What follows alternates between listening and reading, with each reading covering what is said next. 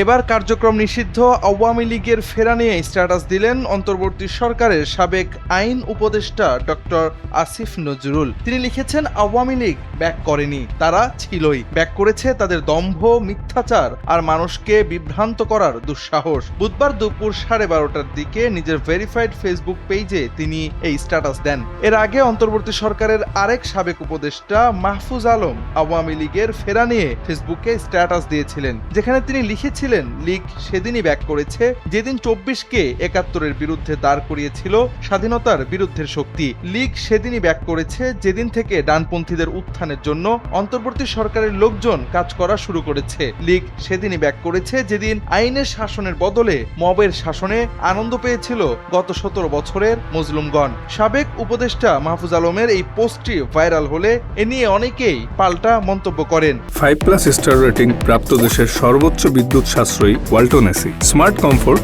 এখন নেক্সট লেভেলে। এর প্রেক্ষিতেই আসিফ নজরুল এমন পোস্ট করেছেন বলে মনে করছেন কেউ কেউ। 2 লাইনের করা তার এই পোস্টটি মুহূর্তেই ভাইরাল হয়।